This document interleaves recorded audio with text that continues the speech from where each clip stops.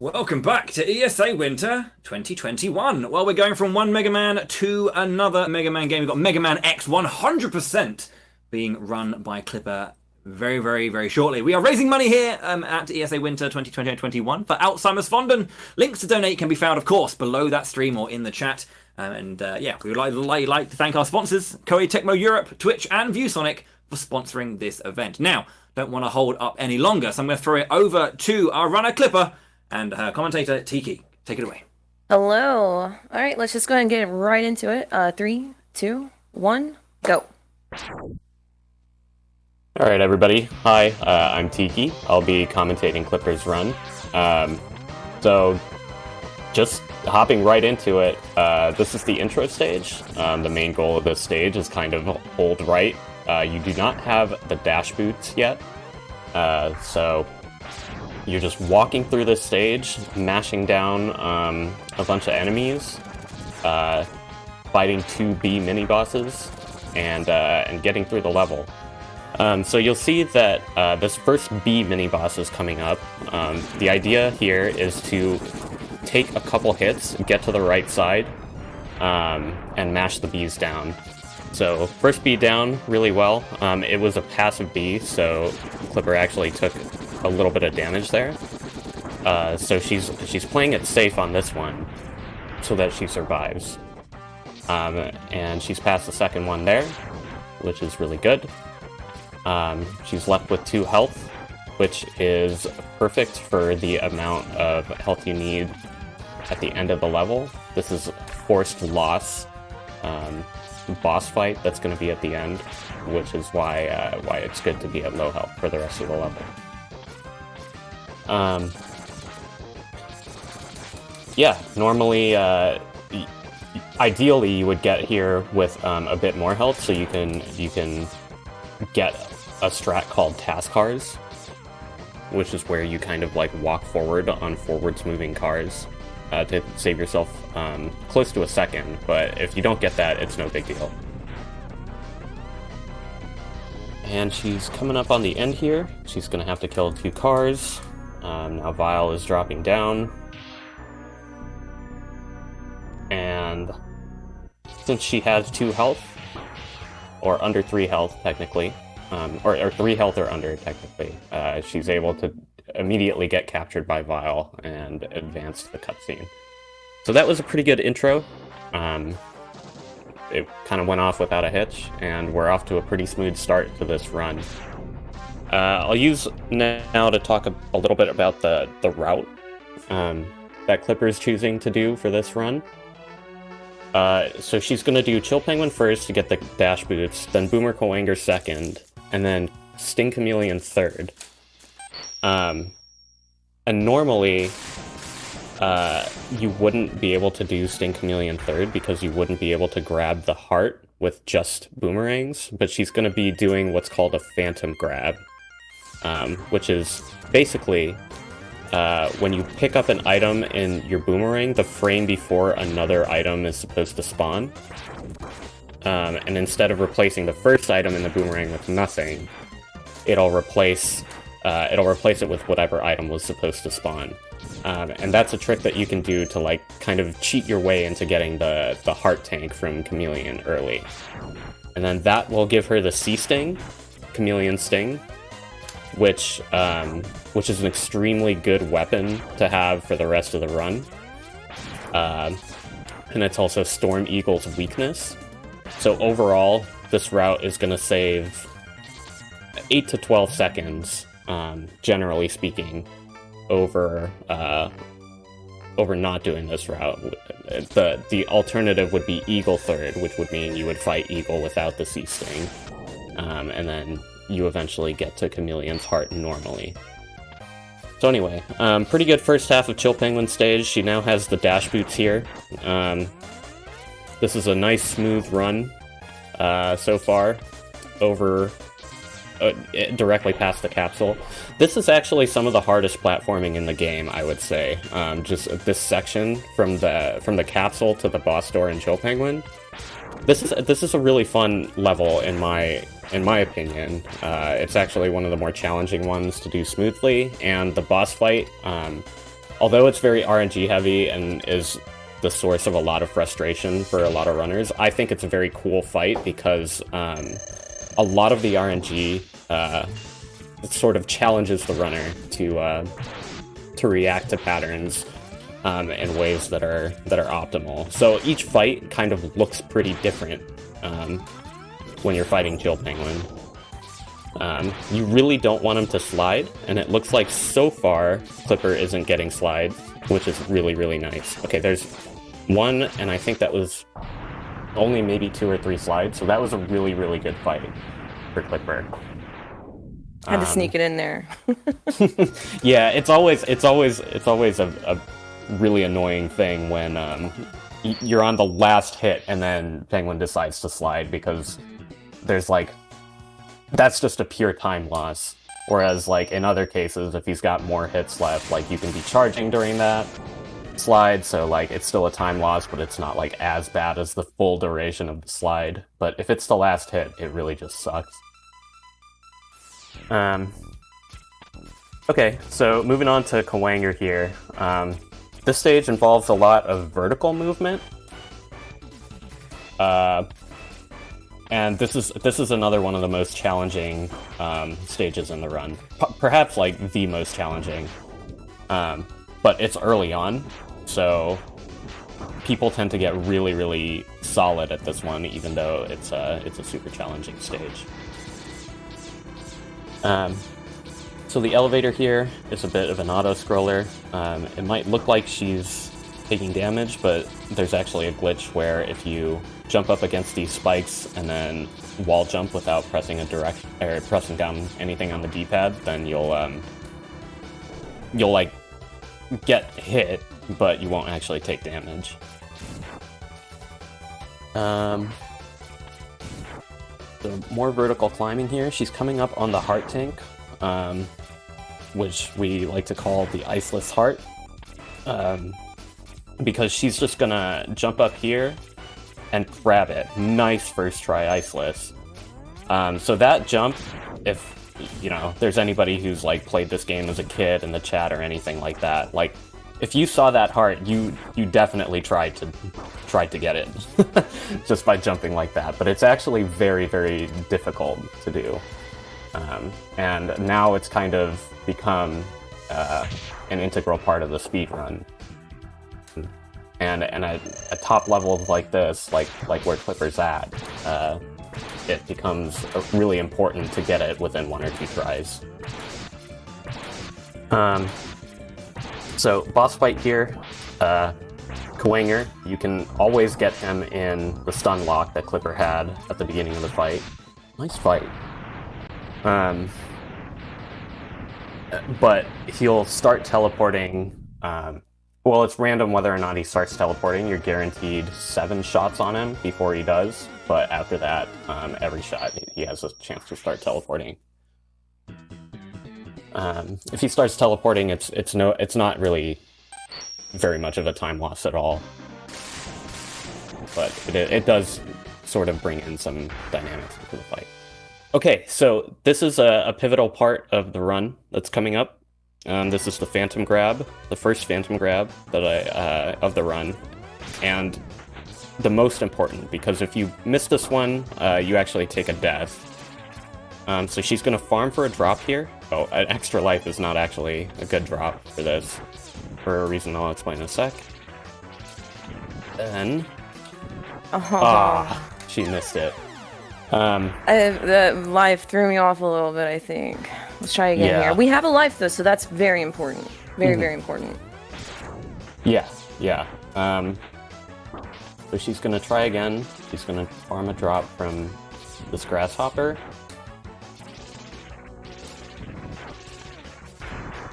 Ooh. Oh no, dude. A little too far left. Yeah. And down 1 life here. So this is a very difficult trick.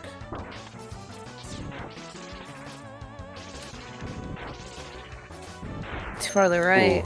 Ooh, Man, I'm really dropping the ball here. Well, this is a frame perfect trick. It is. So where you stop is frame perfect. So even the most consistent people at this, every now and then, they're gonna get into a slump just because of how precise it is. Oh gosh, I don't think I've felt it this week since my D-Rust this much at least. At least we got a game over. That's important to note too. Mm-hmm. Yeah, so game overing is going to reset her lives, and she's going to need to take some intentional deaths to get the Hadouken later. So having her lives reset is actually pretty important, so she won't have to farm for lives again.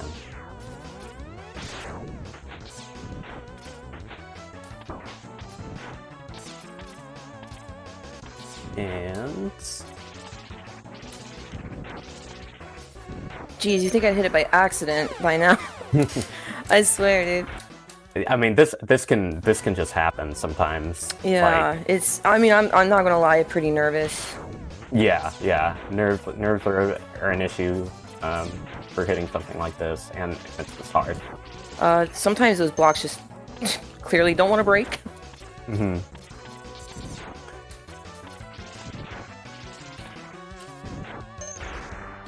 Oh my goodness.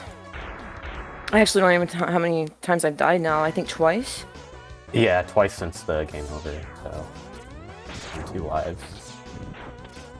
Farming for lives is not that big of a deal because there is an enemy later on that has a 50-50 chance of dropping lives if you farm. Okay.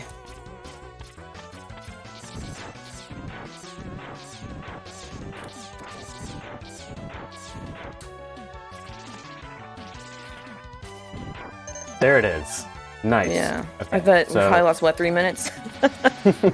It's a very generous estimate for this reason exactly. We have 40 minutes, so should be okay. Yeah. So this trick, this is definitely something that we just like wanted to showcase because this is kind of the top route, and it, you know, this is definitely a way to show like how hard this trick really is, and how far this game has kind of come to require tricks like that to be at really high level times. But yeah, so I think the life count is -2, so I think you're gonna have to find 2 lives. Okay. We will do Eagle and Mammoth for sure. Mm-hmm. Thank you, Tiki. Yeah. Alright, so she's through there. Now the rest of the stage is fairly straightforward. It's just a lot of platforming. There's going to be a section with mud where you can... It's pretty generous, but you can get stuck in the mud if you love your movement a little bit too much. There's one. Oh, nice. Nice. Extra life, so now counts -1. So you're just going to have to find 1 extra one. Okay, and she's coming up on Sting Chameleon here. I like to think of like the rest of this stage as a bit of a break, like a little bit of a reward after the stress of going for the Phantom Grab. Because this boss fight, you kind of just walk back and forth, shoot boomerangs. It's very straightforward, no big deal. But then soon after this, she's going to be going for another Phantom Grab and Eagle. Oh god, I forgot about that one. Well, luckily this one is A, easier, and B, much less punishing if you miss it. Chat likes this one way more though, it's way more flashy. Mm-hmm, yeah. So if she gets it, she'll be trying to grab a platform in the boomerang, and the platform will get stuck in the boomerang, which will let her wall jump off of it a whole bunch and fly through the stage. So hopefully we'll get it. I'll be quiet for a second while she goes for it.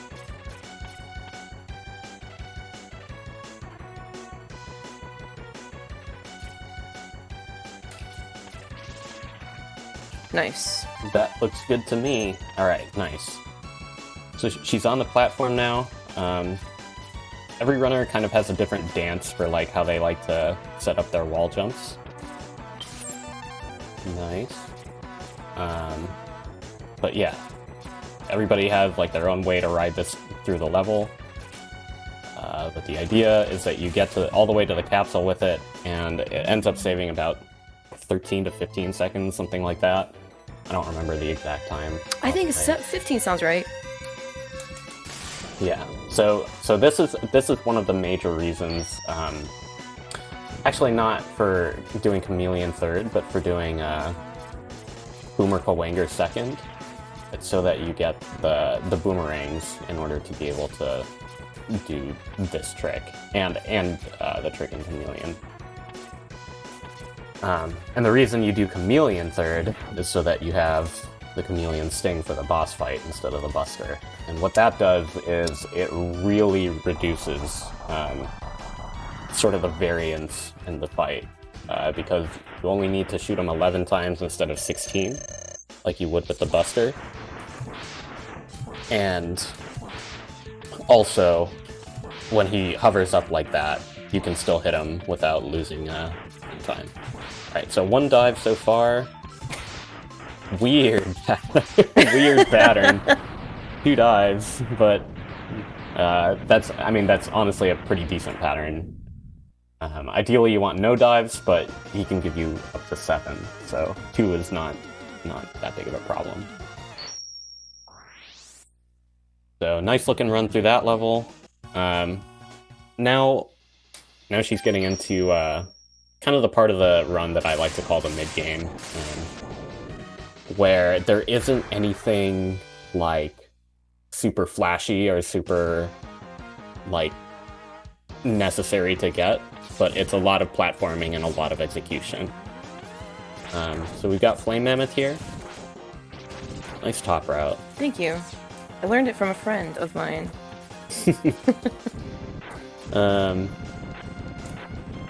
So, yeah, this stage is just platforming. There's a lot of little minor optimizations that you can do by like dashing on the forwards moving conveyor belts, like you saw her do in the beginning of the stage. There's a heart tank and a sub tank in this stage.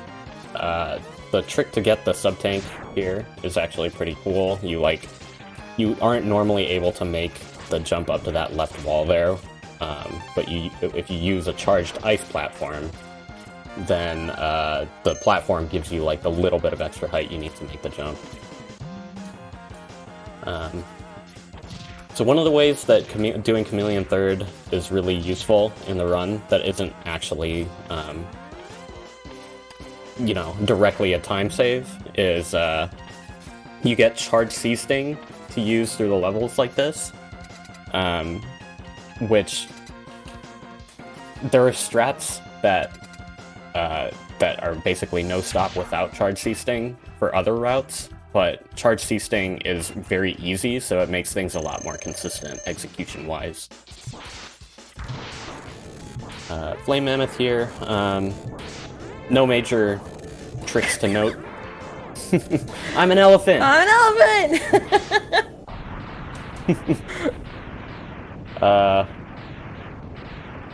When's the last time you've cut off his trunk, Tiki? This time I cut off his trunk. Yeah, because I didn't know you could do it till about a year ago. I don't know. I think I probably whenever I found out you could, which was probably like 2014. 2014. I did it once and I was like, okay, that's cool. Just never did it again. Okay, so now we're in the Penguin revisit. This is one of 2 stages that you have to revisit, because unfortunately you need the fire wave to get the heart here, but you also need the dash boots first, so it ends up being faster to get the dash boots and then revisit. Gotta check our lives just to be sure. Right, I think I think you should be okay. Cool. Yeah, 3. So 0 counts as a life in this game. So she's gonna eventually have to die 3 times. This is a really good run, considering we spent like a lot of time doing C3. Yeah, this is really clean actually. After that, which never compliment the speedrun because the instant you say anything good, you're gonna mess. So actually, this run, I don't know about this run. I don't know about this run. But yeah, Spark Mandrill stage, again, pretty straightforward, but it is very difficult. There's a lot of platforming. This is going really smoothly, though. To get through that particular hallway without stopping is actually a pretty big... Like, you have to practice that quite a bit. I didn't think I was ever going to get to a point where I could do it when I first started running. Yeah, it's definitely like a big test of like runner's movement, and definitely if you're able to get through there consistently, no stop, that's like a sign that you're becoming a really good runner. Heart tank there, you can get it a little bit. So Clipper went for what's called the Paul heart. You can like just jump, shoot a boomerang and get it. But if you don't, no big deal. You can just wall climb and back it up. And really good rest of the stage there.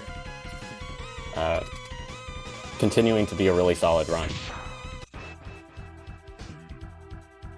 So Spark Mandrill, he's weak to the shotgun ice. Every other hit is going to freeze him. You could make it so that every hit freezes him, but his freeze lasts longer than his iframes, so it ends up coming out to every other hit hitting him. Solid fight there. And now we're going to get into Armored Armadillo. Are you going to go for the grab there? I am. Okay. So another potential phantom grab opportunity is coming up. She's gonna need a drop from the bats, like on an overhang here that I'll point out, and she's gonna try to phantom grab the sub tank. And see how it goes.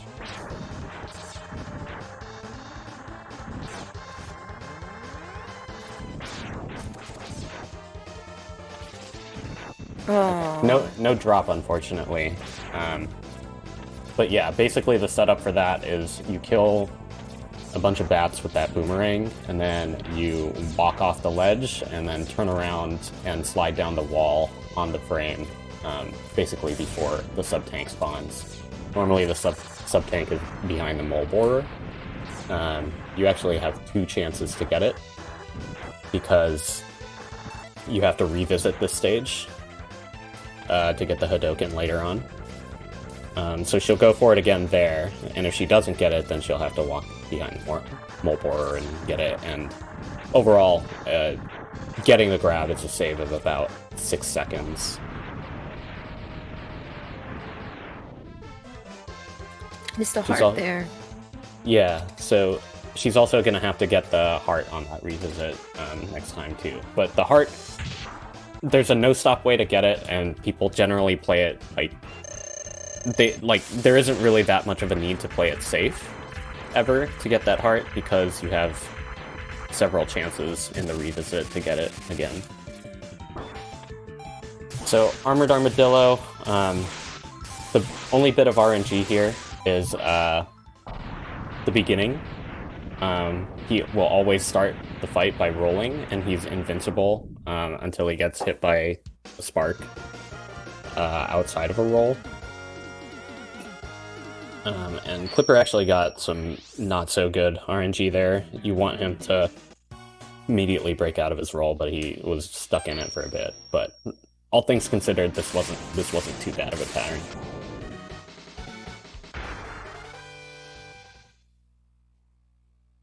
Launch Octopus coming up. There are 4 mini-bosses here in this stage, actually. It's like the mini-boss gauntlet. So there's 2 like angler fishes, and then there's 2 Utuboros, which are like big water snakes. This is the first anglerfish. The strat is to kill the searchlight and then kill the thing. And the reason you want to kill the searchlight is because one of its patterns is to use the searchlight, and the searchlight causes like years and years of lag. Nice boat kill. Thank you. So that strat is kind of found by Zam, who's another really, really smart and really, really skilled Mega Man X runner. Normally, like what we would do before is go under the boat and use a charge tornado to kill it from under it. But with a pretty specific setup, you can kill it from the left with a normal tornado, and it actually reduces a lot of RNG. So we got through the rest of the mini-boss fights there. Just charge tornadoes kill both Utuboros. Kill the second one before you even see it. And now we're at the boss fight. Here, the points of RNG are whether or not he does like whirlpools. And so far it looks pretty good. Alright, no sucks. Wow. So that was a really solid fight. It can be pretty annoying if he whirlpools because it's like usually a 1 to 2 second time loss, depending on the timing of like when he does it.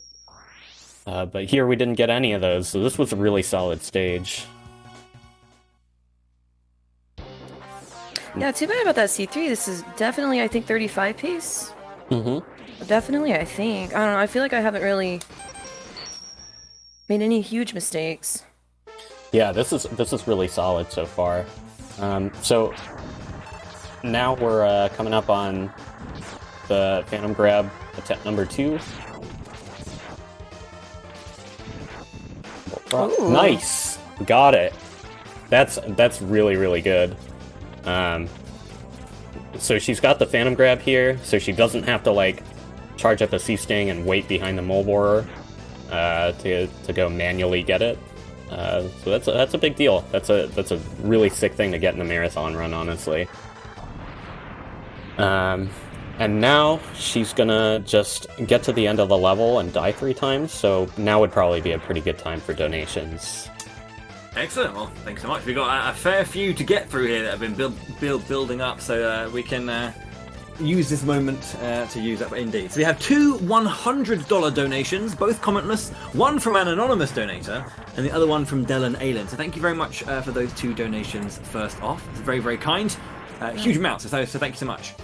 We have a $10 donation from Jeffy, saying, "Hope for a great run, Clipper. Your community is here supporting you. We love you." Thank you very much, Jeffy. Thank you.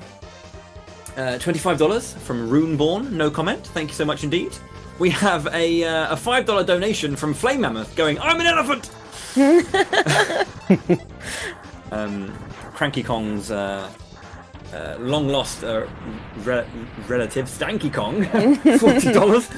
Holy kabloomers, that's a neat trick. I think probably referencing the Phantom Grab on the heart, I think.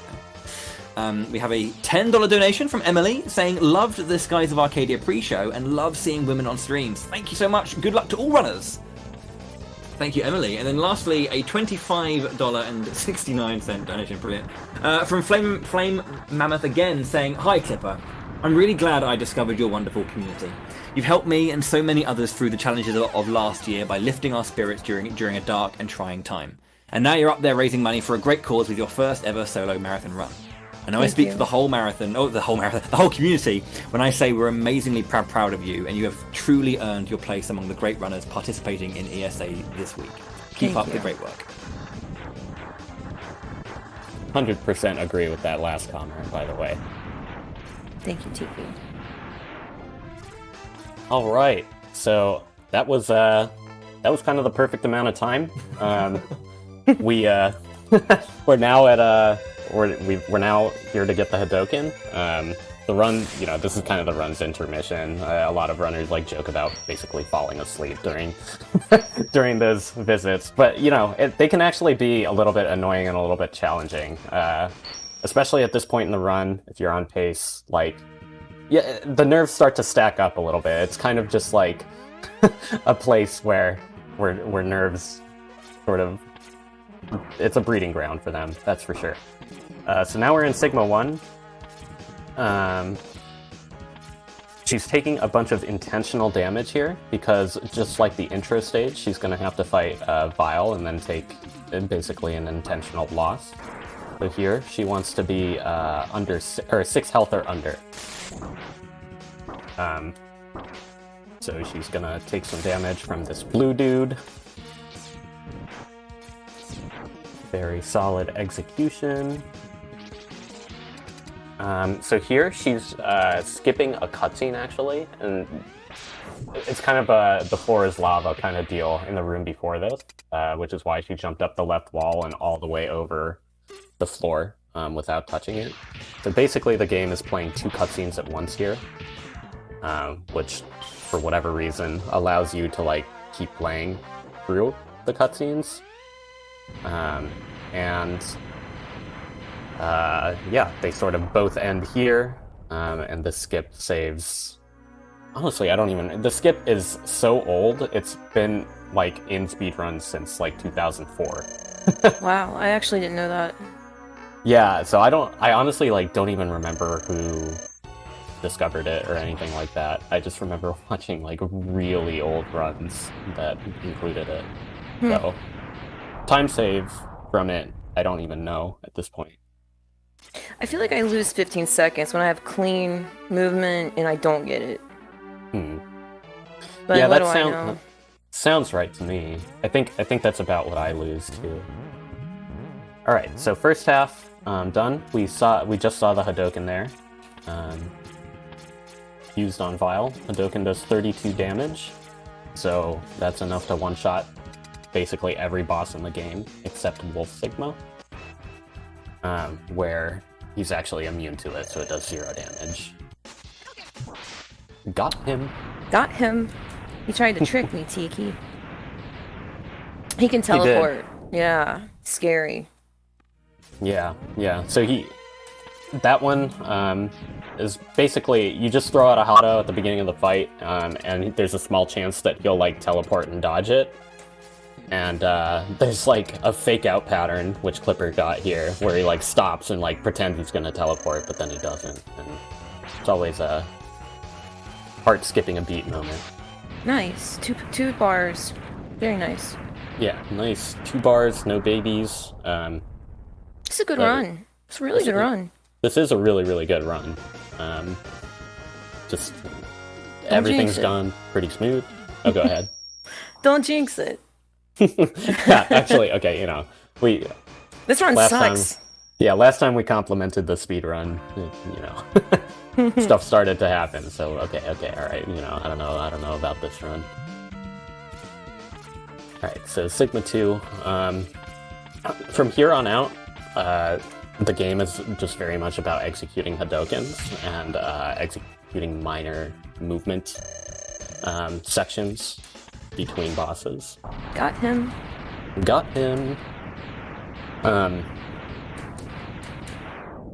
And so, like, while that might seem like trivial on its face, there's like a couple things at play. One is that some of the Hadokens are pretty tricky. And 2 is that, you know, this is close to the end of the run, so anything that applies to, you know, the end of any speedrun is going to apply here, where you got to execute. So Storm Eagle, dash forward, and Hadoken. The reason you have to dash forward is because he always starts by, like, that gust pattern, so if you just Hadoken immediately, you'll be blown off screen and the Hadoken won't hit. Rank the Bangda. The ideal situation here is Blue Eye, Red Eye, but the boss can give you Green Eyes, which don't move and are impossible to Hado, so... Green Eye first. Oh, Green Eye closed. That really sucks. But, you know, it happens. So she's gonna have to use the Sea Sting, which is this boss's weakness, to kill all of the eyes, or both of the eyes and the nose. So pretty good fight, considering the RNG there. It's just unfortunate we didn't get a Hado off on the eyes, but there's really nothing you can do about that with this pattern. Alright, so Sigma 3 coming up. There's a skip at the very beginning. She's going to try to place an ice platform and zip herself into a door before the camera pans up. Very nice. So this is actually going to skip the Armored Armadillo fight. So she dashes straight through. Now this is the air Hadoken. She's going to lay a platform in the wall, do the Hadoken input, pause, switch to Buster, and then Hadoken. So, let's see. Very nice. Got him. That was really clean. Got Thank him. So yeah, that one. I don't know about other runners, but like whenever I'm here, that one just gives me a heart attack every time. I don't think you're alone. Yeah. But on paper, it's not that hard, but on pace, it's super hard. Okay. Mandrill, you throw out a Hado in the beginning, like she did there, and he can give 1 of 4 patterns. 2 are immediately going to get hit by the Hado. 1, that one where he jumps across, is you got to dash under him and Hado again left. So that's the second worst pattern, but that's okay. And it's not a big time loss whatsoever. And Clipper executed very well there. Launch Octopus, just fire a lemon to kill his first shot, and then Hado him when he touches the ground. That one's very straightforward.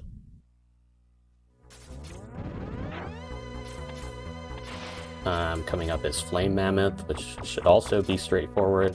You just dash under him when he jumps, and then Hado left. Or you dash jump left and Hado right. Either one.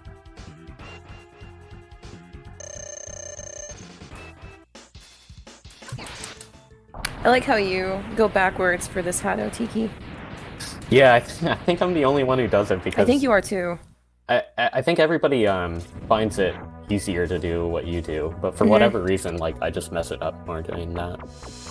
And okay, D-Rex, he's gonna dash, do the input, land on the bot. Okay. All right, good backup, good backup. Thank you. I've struggled with that my entire D-Rust. Yeah, yeah. Ideally, you can like land on the bottom platform like she did, and then Hado. Because you'll have like done the quarter circle forward input to get the Hado off on the way over there. But sometimes like you're either too late or you fire before you actually land, and then you get a lemon. But backing that up is not the end of the world. So we're coming up on the final gauntlet here. All of the like objectively hard stuff is over, but like this is still a place where you still do have to execute. And it is toward the end of the run, so we're gonna get a knockback shot there, and then a Hado. Very nice. Then we're gonna get an immediate Hado once this fight starts. Very nice. And now we're going to have to use the rolling shield on Wolf Sigma here, because you can't Hado this boss. So, this is going to take 16 shots. She's going to try to get up on the claw immediately. Very nice. And now, all you have to do is hold on for dear life, don't fall off this claw, and keep the heat on him. And time. Nice run. That was really solid. That was really solid. It was a great run. Yeah, dying and game overing the C3 kind of shook the nerves. Yeah, I can definitely see that. But I mean, like that was, in my opinion, like a perfect showcase of like what an X1 Hundo run looks like. Thank you. I'm happy with it. Other than the C3, thank you, Tiki. I appreciate you calming too, and thank you, ESA, for having me. My first ESA run, and I'm so thankful. Thank you. You did a very, very good job. Thank you so much for performing. I mean, no matter how much, I think I speak for a lot of Mega Man X viewers out there when I say that no matter how many times we watch this game, it's always an impressive run to watch. So, and you made it look great. So, great, fantastic job. Thank you. Tiki, thank you for doing commentary as well. Always a pleasure to have your knowledge on board. Yeah, thank you for having me. This was fun. Excuse me, my stutter's coming through majorly. Any final thoughts, thanks, shout outs, anything you want to say before we head out now for the next run? Not really. It's just an amazing game. It's very popular. I personally put it in top 5 Super Nintendo speedruns. We're always looking forward to seeing new people in the community. Join the Discord. Anybody in there is going to help you out and just shower you with love like they did me. I've been running this game for 2 years, and every part of my progression is due to somebody in the community, and it's just such a loving community that I'm thankful for. Also, Tiki's not able to stream lately just as much, but, give him a follow. He's a 34 runner. My PB's a 35-17, and he's just been killing it lately. I guess that's it. I just want to thank you again, ESA, for having me. All right. Well, thank you so much indeed, Clipper, for the run. With that, though, we'll have to say, time to move on to our next run. So thank you again, and we will see you again soon, no doubt. So cheers again. Up next, we are going to be having... Oh, I think it's going to be... Crikey, is that Super Mario, I see? Wow, Super Mario 64. That is the end of my shift here on hosting duty right now. I will be passing the buck over to Mr. RoboSparkle. So if you might take a bit of time to hear the difference in our voices, but I assure you it is there. But yeah, don't go anywhere. Make sure to grab yourself a tea or a snack or whatever you need, and come back in a few minutes for the continuation of ESA Winter 2021. Reminder, of course, thanks to all of our sponsors, Twitch, ViewSonic Elite and Koei Tecmo Europe for helping the event be possible. If you are interested in donating towards the cause of the Alzheimer's Fonden, make sure to check the links either down below the stream or in the chat. Cheers, we'll see you in just a few minutes.